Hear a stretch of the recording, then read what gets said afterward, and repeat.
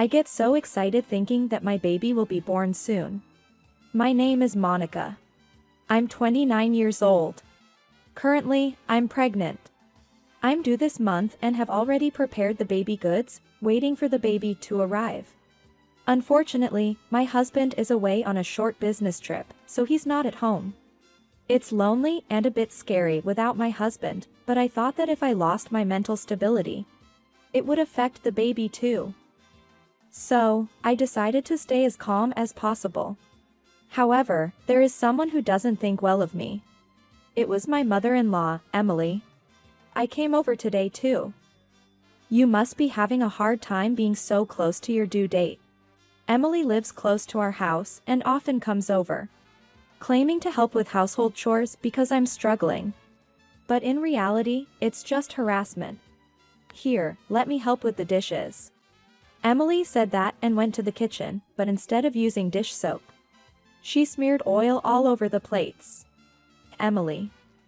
What are you doing? Oh, sorry, I mixed up the soap and the oil. It's obvious that no one would make such a mistake. She's clearly doing it on purpose. There were other incidents too. Like saying she would vacuum but intentionally removing the dust compartment first. Emily. The dust is just coming back out. Oh, sorry. I forgot it was taken out. Again, clearly on purpose. She's just increasing my workload. I appreciate the help, but it's just adding more work for me. Could you please not do anything anymore? When I said that, Emily looked displeased and said, huh? Why do I have to be told that? To begin with, I don't like the fact that you're having a child. What? I didn't know how to respond to her sudden disapproval of me having a child. I'm due next month. Because you took Robert away from me. Our time together has decreased because of you, and if a grandchild is born, Robert won't pay attention to me anymore. It seems she's under the delusion that I stole my husband Robert from her. I didn't mean to steal him, and it's natural for Robert, who is of a certain age, to get married. Besides, I thought Emily would have more opportunities to be involved once the grandchild is born. But it seemed she just disliked me and wanted to eliminate anything that made me happy. Anyway, it's unnecessary, so please stop interfering. Perhaps she didn't like what I said, as Emily clicked her tongue, bumped into my shoulder on purpose, and left. Hey, ouch. That hurts. What if something happens to the baby in my stomach? By the time I got angry, Emily had already left through the front door. I wish she would stop harassing me. Thinking this, I peered out the door and saw Emily's retreating figure. Then a man approached me, saying, "Hello, how's the baby doing?" It was Matthew, a neighbor. Yes, I'm due this month. I hope you have a healthy child. Matthew was always kind and concerned about my well-being every time he saw me. I wish Emily could be as kind as him.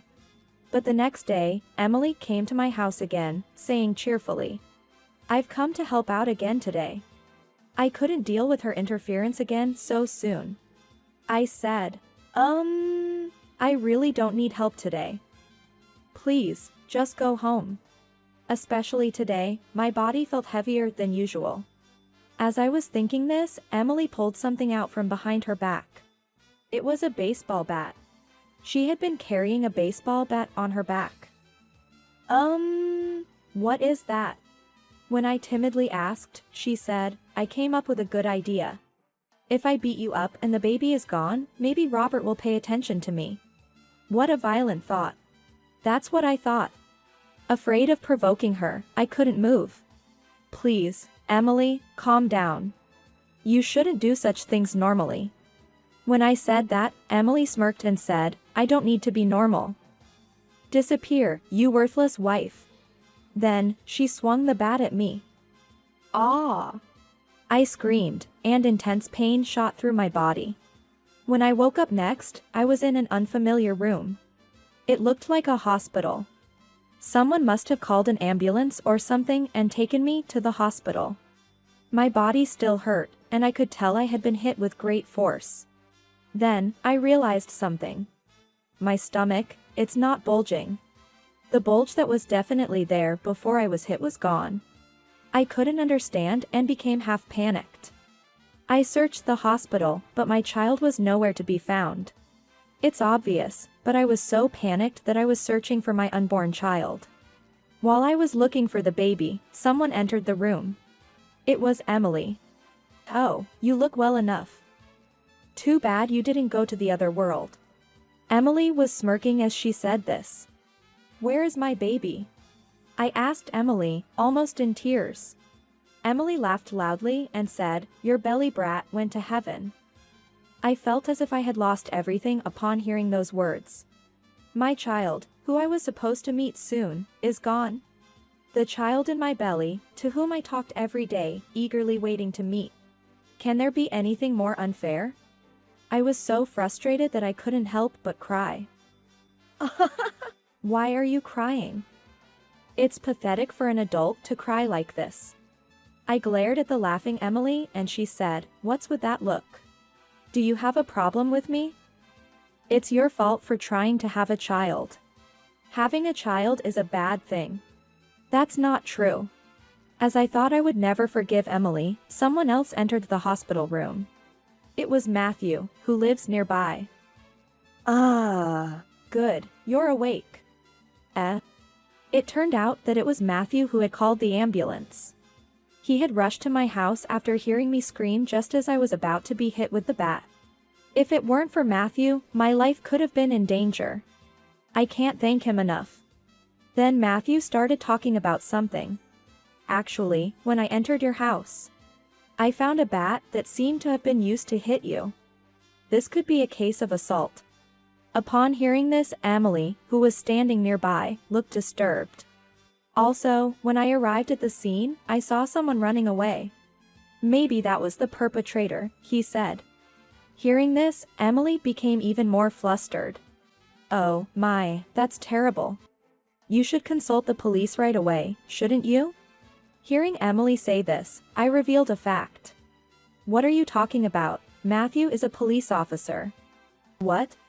"Yes, Matthew is a police officer living nearby. He usually wears casual clothes on his days off, so not many people know he's a policeman." "Oh, is that so? What a coincidence. That's good, Monica.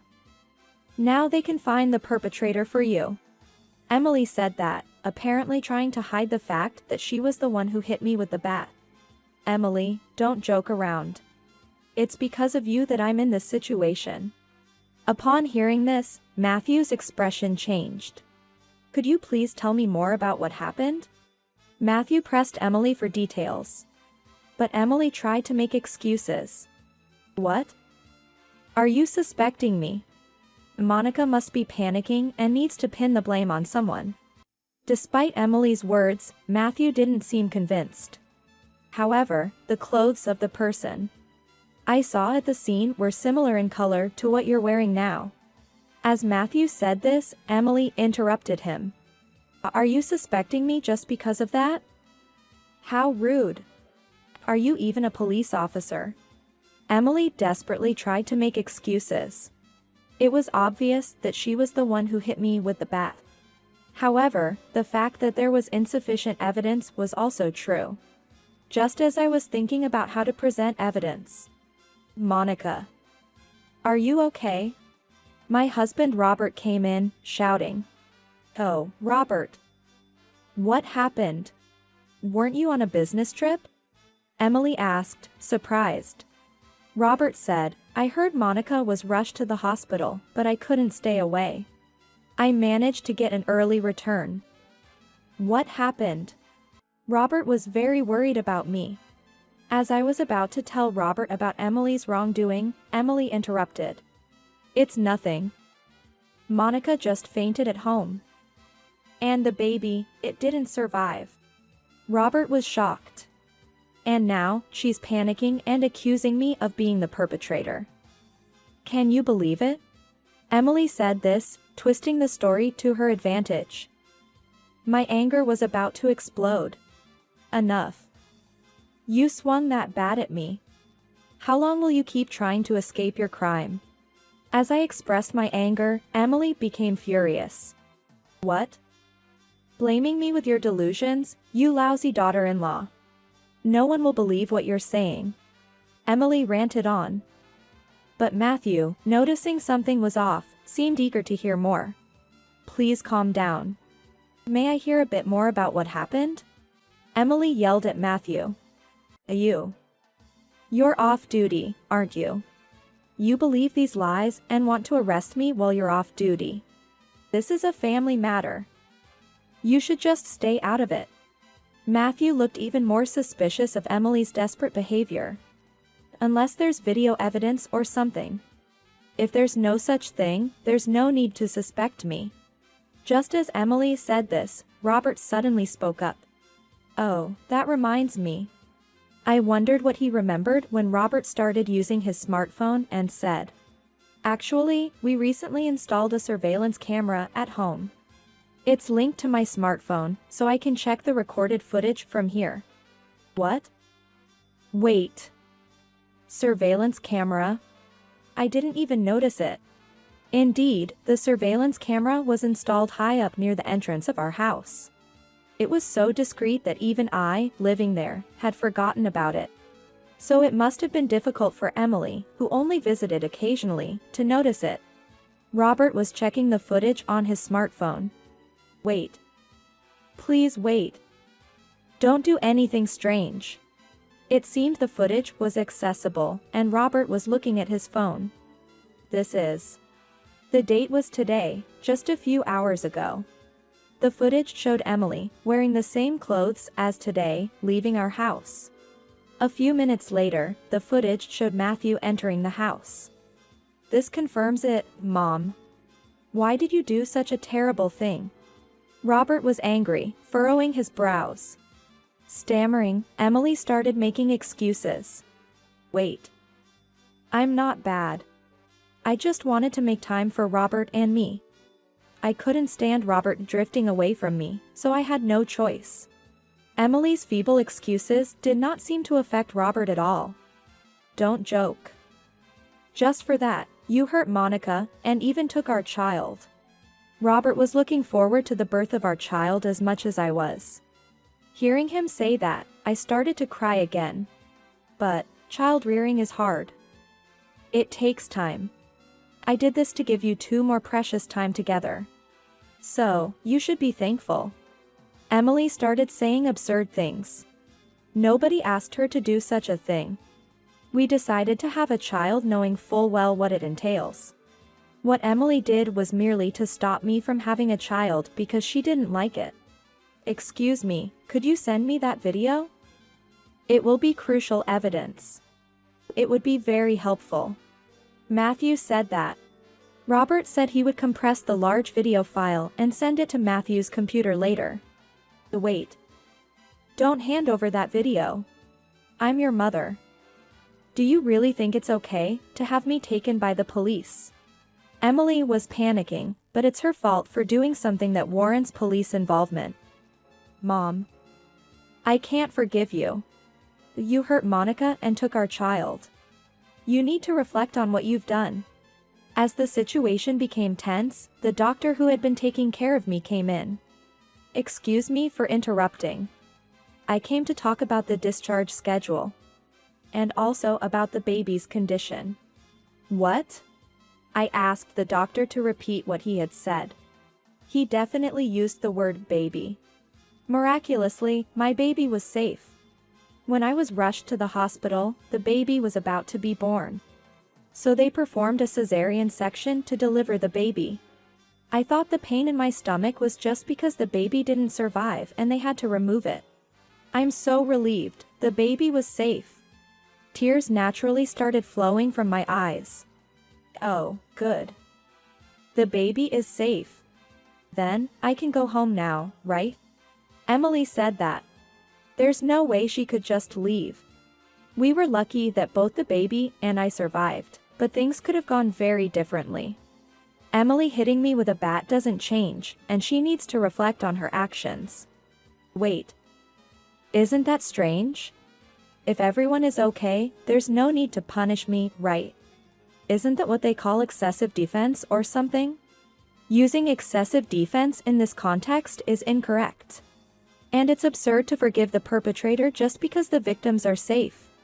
At that moment, Matthew stepped in. For now, please accompany us to the police station for an official statement. As Matthew tried to take Emily, she resisted vehemently. No. Why do I have to be taken away? I haven't done anything wrong. Stop this. Hey. Don't just watch, help me. Emily turned to me for help, but that seemed completely inappropriate. I am the victim of her terrible actions. It's absurd for a victim to help the perpetrator. Emily, please be quiet in the hospital. When I calmly responded, Emily became even more enraged. What? It's your fault, not mine. I'm not bad. I was just trying to increase the time with my son. What's wrong with a mother wanting to be with her son? I'm not saying that wanting to be together is wrong. It's the act of harming someone else to fulfill that desire that is unacceptable. Emily seems incapable of understanding this. No. Why is this happening to me? This is so unfair. Emily was then taken away by Matthew. Subsequently, she was arrested for assault and ended up in prison. After her release, she was prohibited from approaching us, and we never saw her again. She now lives alone, apparently struggling to make ends meet with her pension. And working part-time jobs even past the age of 60, wearing her body down. As for us, we continued to live happily with our newborn child. There were moments of uncertainty. But watching our child grow and thrive each day has become our joy.